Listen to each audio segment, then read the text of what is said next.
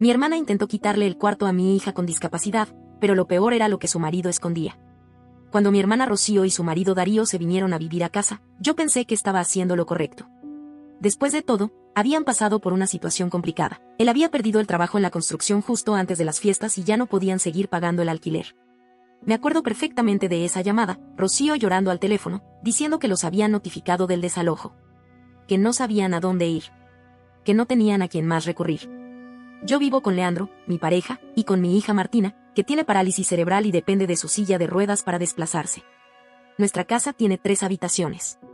Nosotros ocupamos la principal, Martina tiene la suya, que adaptamos completamente para que pueda moverse con facilidad, y la tercera, bastante más chica, funciona como habitación de huéspedes y oficina de Leandro, que trabaja desde casa 2 veces por semana. Leandro y yo lo conversamos esa misma noche. No era una decisión sencilla, pero Rocío nos había ayudado antes, en cosas más pequeñas, sí, pero estuvo. Pensamos que, si podíamos devolver el gesto, aunque fuese con este esfuerzo, valía la pena. Le expliqué a Rocío cómo era la distribución, que podían instalarse en la habitación de invitados, pero que no era muy grande, y que Leandro necesitaba seguir usando su escritorio y el equipo que teníamos ahí. También le aclaré que la habitación de Martina no estaba en discusión. Estaba diseñada para sus necesidades específicas. Tenía la cama con barandas, su silla ortopédica, un andador especial, una cómoda baja que ella podía usar sola. Y suficiente espacio libre para que se moviera sin obstáculos. Rocío me agradeció una y otra vez, dijo que lo entendía, que no iban a ser problema. Llegaron ese fin de semana con apenas un par de valijas y algunas cajas. Les dimos una mano para guardar lo que no podían traer en un depósito, que pagaban con lo poco que les quedaba, 50,000 pesos por mes. Los primeros días fueron tranquilos. Rocío colaboraba con la cocina y Darío se mostraba respetuoso, usando la computadora de Leandro cuando estaba libre y dedicándose a buscar trabajo.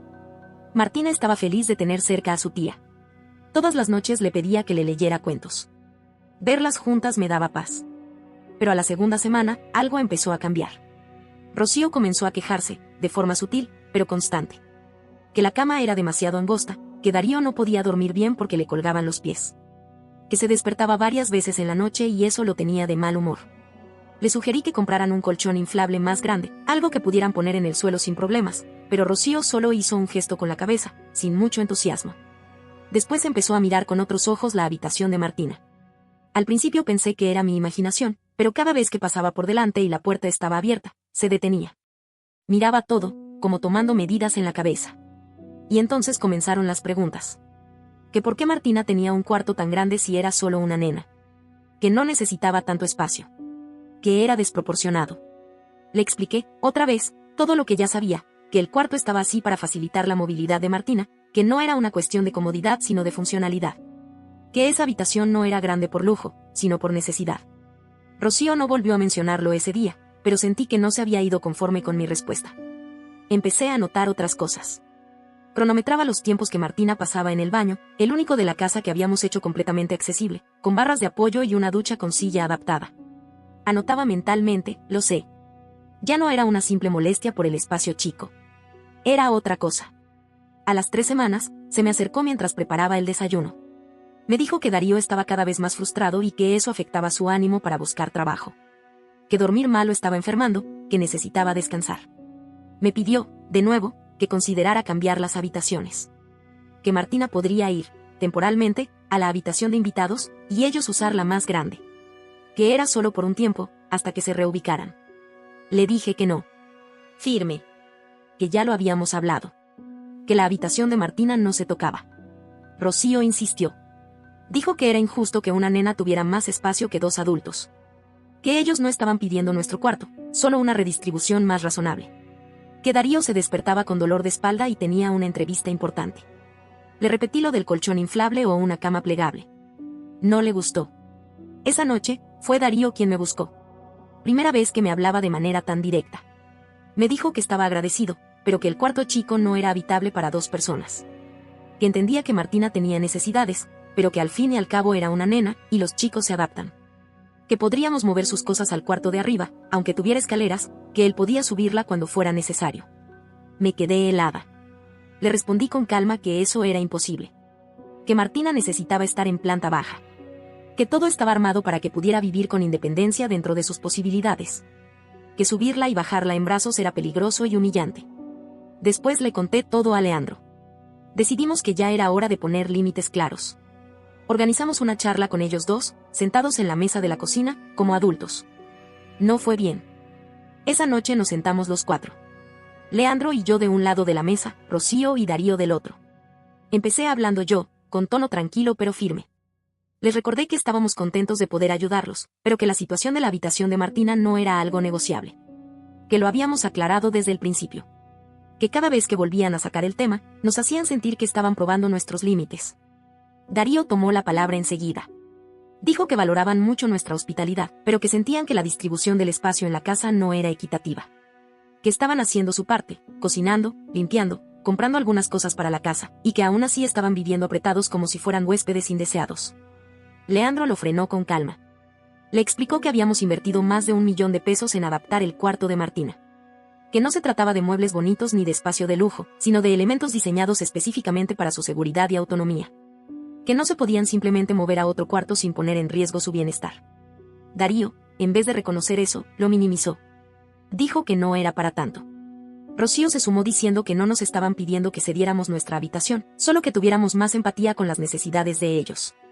Agregó que Martina pasaba la mayor parte del tiempo en la sala de estar, así que el tamaño de su habitación no era tan relevante. Ahí perdí la paciencia. Les dije que estaban completamente equivocados si pensaban que íbamos a poner la comodidad de 2 adultos por encima de la seguridad de nuestra hija. Que ese cuarto era su mundo, su refugio, su lugar seguro. Que no se trataba de preferencia, sino de necesidad. Les ofrecí, una vez más, reorganizar la habitación de invitados, comprar una cama más cómoda, buscarles una solución. Pero no fue suficiente. Darío cambió el tono.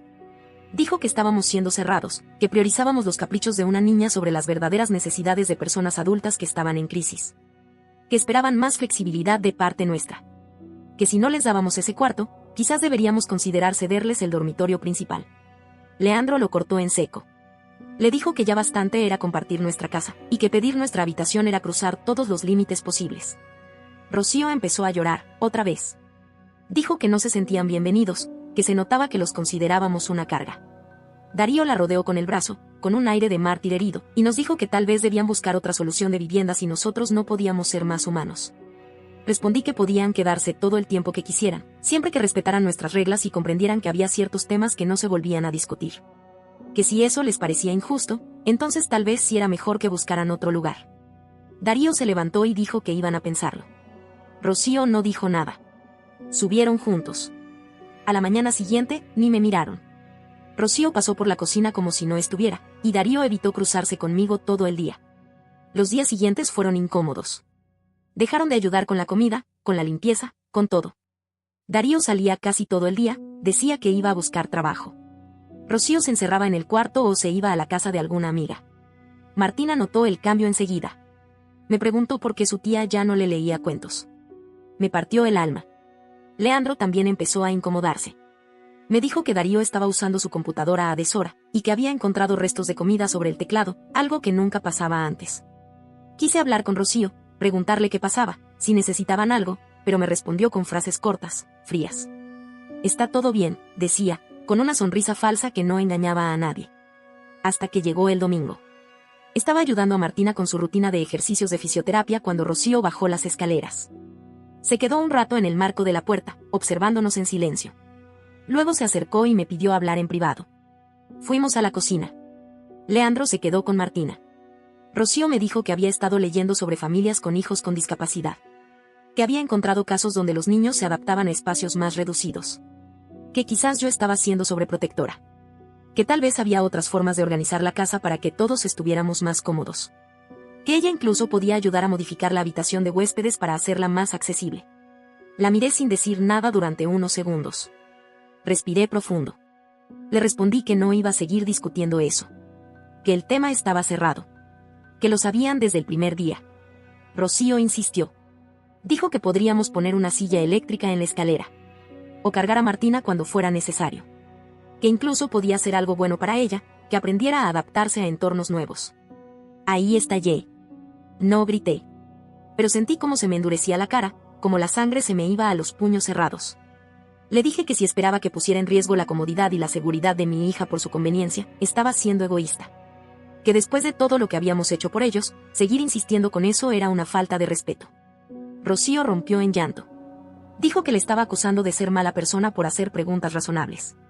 En ese momento bajó Darío, como si lo hubieran llamado con una seña. Se metió en la conversación directamente, diciendo que le estaba gritando a su mujer. Que me ponía a la defensiva por nada. Me acusó de ser irracional. Dijo que ellos habían intentado hablar de todo de forma pacífica, pero que yo no era capaz de escuchar. Que tal vez debían irse si todo era tan dramático. Yo no levanté la voz. Pero fui muy clara. Les dije que si no estaban cómodos, nadie los estaba obligando a quedarse. Que eran libres de buscar otra opción si eso les parecía mejor. Darío no respondió. Solo subió las escaleras de nuevo, golpeando los peldaños con los pies. Rocío lo siguió sin mirarme a los ojos.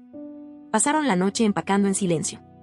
Hacían llamadas desde el pasillo, cerraban puertas sin saludar. A la mañana siguiente, Rocío se me acercó con la cara demacrada. Me dijo que habían decidido irse a lo de un hermano de Darío, que tenía una casa más grande y los entendía mejor. Yo solo le respondí que me parecía bien, que era lo mejor para todos. Darío cargó el auto sin siquiera despedirse. Se subió, arrancó, y se fueron. Pensé que ahí terminaba todo.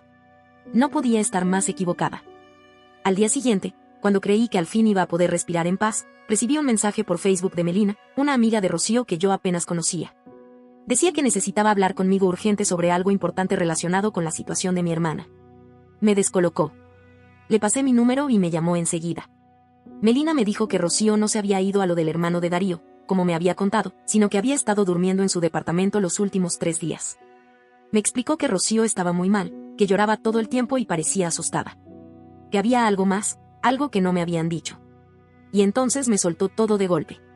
Melina me contó que Darío se había vuelto cada vez más controlador durante el último año. Que Rocío le había confesado que él manejaba todas sus cuentas bancarias, que no tenía acceso a su propio dinero. Que no la dejaba tomar decisiones sin consultarlo y que cada vez que se rebelaba, él la manipulaba o la humillaba. Me dijo que Darío había presionado a Rocío para que nos pidieran no solo el alojamiento, sino también dinero. Que él quería que le sacaran plata a Leandro y a mí, aunque estuviéramos ahorrando para tratamientos futuros de Martina. Rocío se había negado, pero Darío no dejaba de insistirle. Al parecer, esa era la razón de fondo por la que tanto le interesaba la habitación de Martina. Quería imponer presencia, marcar territorio. Según Melina, incluso había hecho comentarios aberrantes sobre mi hija. Dijo que Rocío le contó que Darío había dicho cosas como que los chicos con discapacidades eran una carga económica y que nosotros estábamos tirando la plata en aparatos, terapias y adaptaciones que no iban a cambiar nada. Que incluso llegó a decir que quizás deberían sacársela de encima. Me temblaban las manos. Le pregunté por qué me contaba esto recién ahora, y me explicó que Rocío le había pedido ayuda hacía solo unos días. Que le confesó que tenía miedo de irse con Darío a vivir con un conocido suyo, alguien que vendía droga. Que era con esa persona con la que planeaban instalarse.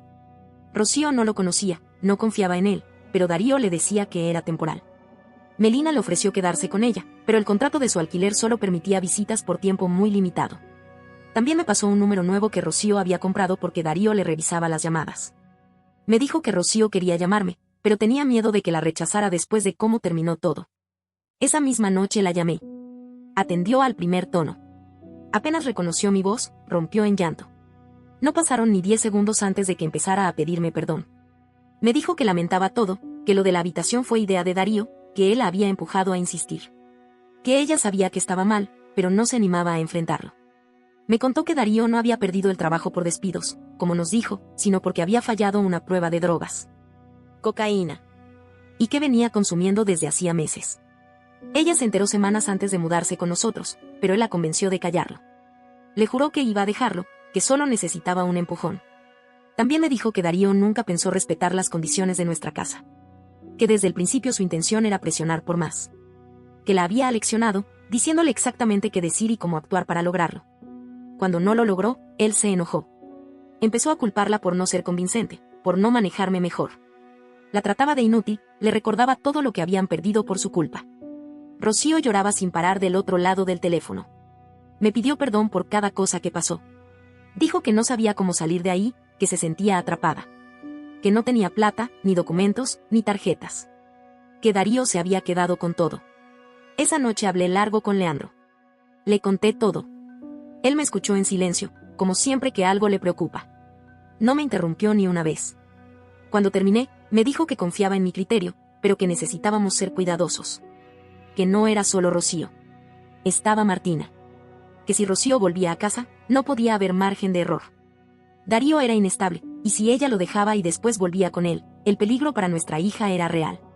Investigué toda la noche sobre recursos de asistencia para víctimas de violencia doméstica. Leí testimonios, artículos, casos parecidos. Cada cosa que leía coincidía con lo que me había contado Rocío: aislamiento, control económico, manipulación, desgaste emocional. Al día siguiente la llamé. Le dije que la iba a ayudar.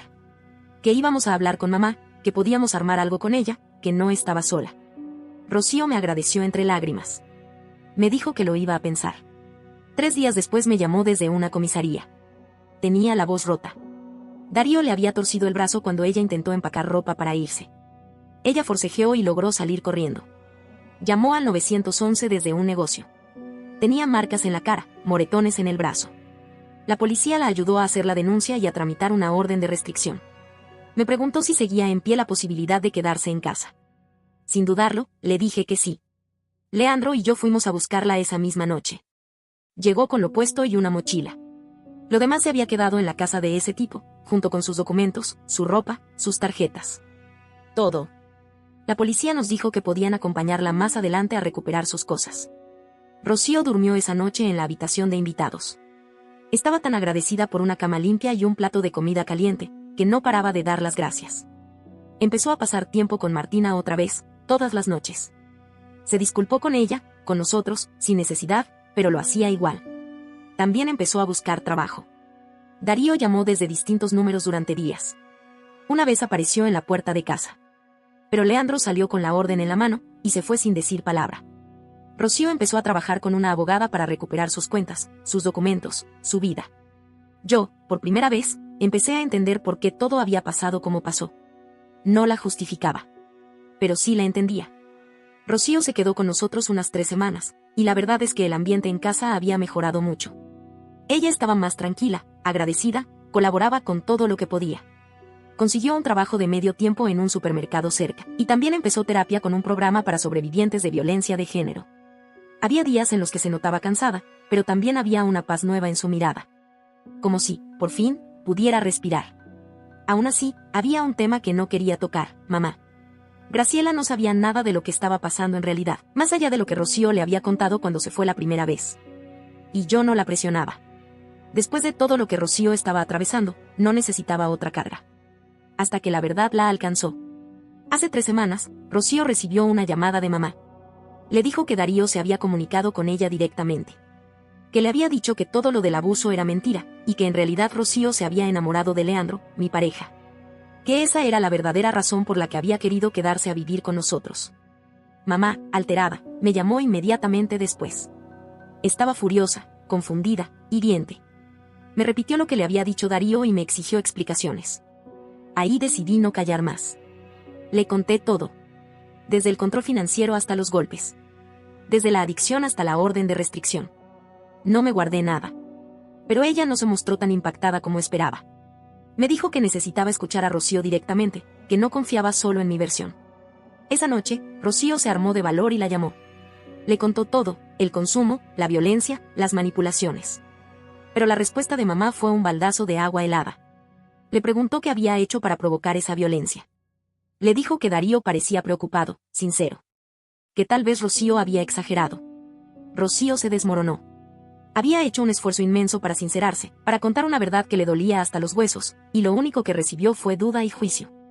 Quedó devastada. 2 días después, sin avisar, mamá se apareció en casa.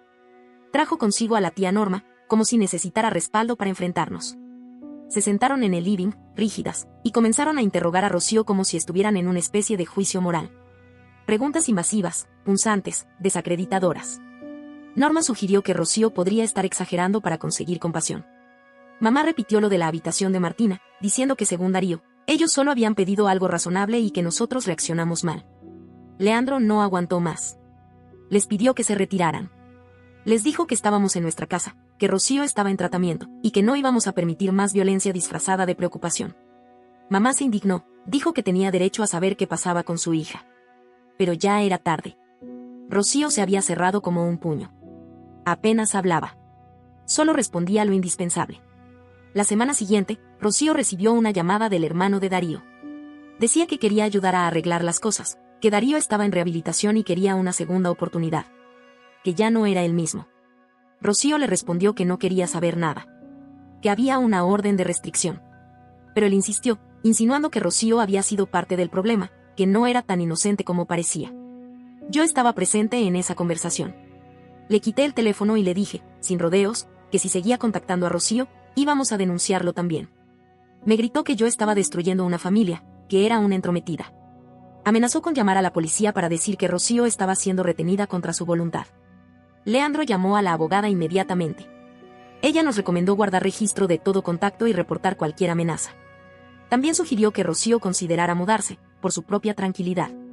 Y como si faltara más, ese mismo fin de semana, Melina, la amiga que nos había ayudado al principio, nos contó algo nuevo. Nuestra mamá también la había llamado. Le hizo preguntas manipuladoras, le pidió detalles sobre la relación de Rocío con Darío.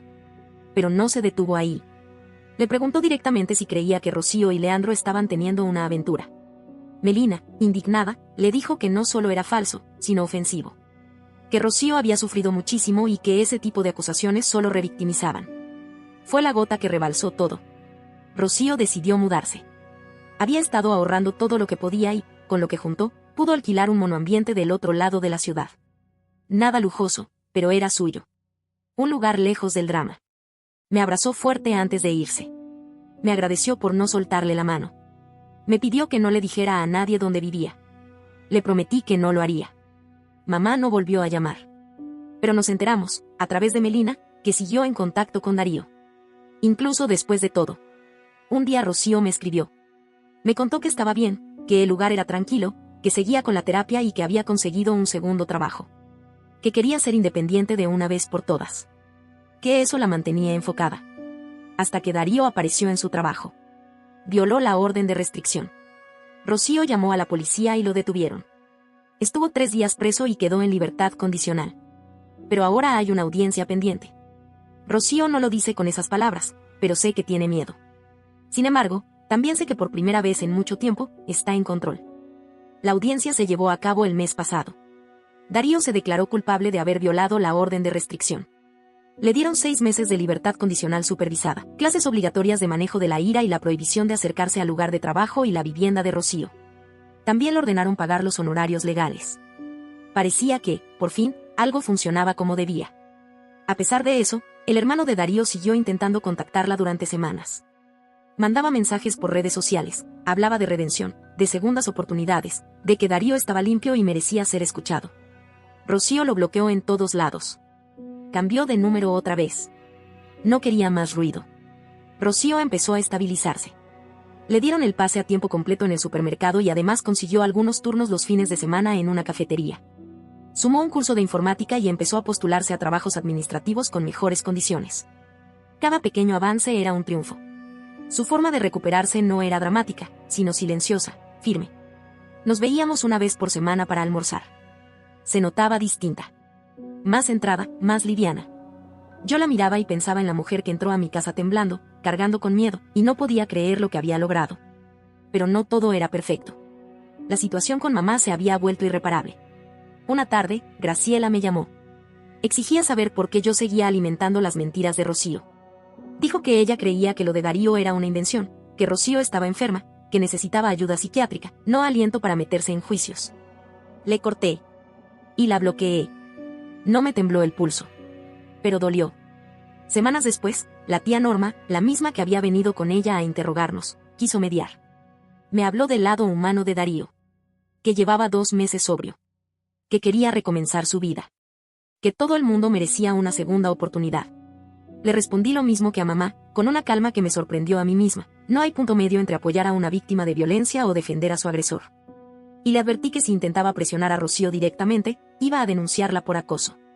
Rocío se enteró de todo. Y ahí tomó una decisión. Decidió escribirle una carta a mamá. Una larga, pausada, clara. Trabajada junto a su terapeuta, no para acusarla, sino para contarle. Con fechas, hechos, reacciones. Con todo lo que Darío le hizo. Con el impacto que le causó que su madre no le creyera. La respuesta de Graciela fue el último golpe bajo. Le reenviaron la carta a Darío. Y él, con esa información, logró rastrear la nueva dirección de Rocío. Le mandó flores con una nota escrita a mano pidiendo perdón. como si todo pudiera borrarse con un ramo. Rocío llamó a la policía. El detective le explicó que, técnicamente, no había roto la orden, ya que fue a través de un servicio de mensajería. Pero también le advirtió que cualquier otro intento podía generar cargos nuevos. Ese fue el punto de quiebre. Rocío cortó todo contacto con nuestra madre. Me pidió que hiciera lo mismo, aunque ya lo había hecho. No porque me lo pidiera, sino porque ya no había nada más que rescatar. A pesar de todo, Rocío no se dejó hundir. Se estabilizó económicamente. Empezó a planificar su futuro. Está por empezar clases en un colegio comunitario el año próximo. Dice que tener una meta, aunque sea a largo plazo, la mantiene enfocada. Que eso es lo que le permite no volver atrás. Hace poco nos enteramos de que Darío se mudó a otra provincia con una mujer que conoció en las clases de manejo de la ira. Rocío sintió alivio. No por él, sino por la distancia. Pero también le preocupaba que repitiera el patrón con alguien nuevo. Nuestra familia no es la misma que hace un año. Y aunque el mapa es más chico, se siente más seguro. Más sano. Pasaron casi 4 años desde que escribí por última vez sobre todo esto. Hace un mes, Darío fue encontrado sin vida en su departamento. Lo halló su pareja, o amiga, o compañera de consumo, no lo sé, cuando ya era demasiado tarde. La ambulancia llegó, pero él ya llevaba horas sin signos vitales. Fue una noticia rara. Difícil de procesar. Rocío lo supo por un llamado del hermano de él, quien, a pesar de estar bloqueado, logró contactar a Melina. Dijo que había sido una sobredosis. Que Darío estaba peor de lo que todos pensaban. Que nadie pudo ayudarlo. Rocío se quedó callada. Me dijo que se sentía en conflicto. Que esa persona fue su marido. Que compartieron una vida. Que le creyó. Que le tuvo miedo. Que quiso salvarlo. Pero también dijo que ahora sabía que él nunca más iba a hacerle daño. Nunca más iba a aparecer en su trabajo, ni en su puerta, ni en sus recuerdos de madrugada. No volvió a tener contacto con mamá, que, según nos enteramos, se mantuvo cerca de Darío hasta el final. Tal vez sigue creyendo que Rocío fue la culpable. ¿Qué exageró? No lo sé. Y ya no me importa. Rocío sigue avanzando. Está en pareja con alguien nuevo. Un tipo bueno. Lo conocimos. Lo observamos con desconfianza al principio, lo admito. Pero bastó ver cómo trata a Martina para entender que, esta vez, es diferente. Leandro y yo la miramos en silencio, a veces, cuando viene a casa. Y sentimos algo que no sabíamos cómo se llamaba hasta ahora, alivio. Ella lo logró. A pesar de todo. Lo logró. No olvides dejar tu opinión en los comentarios, dejar tu like y compartir este video.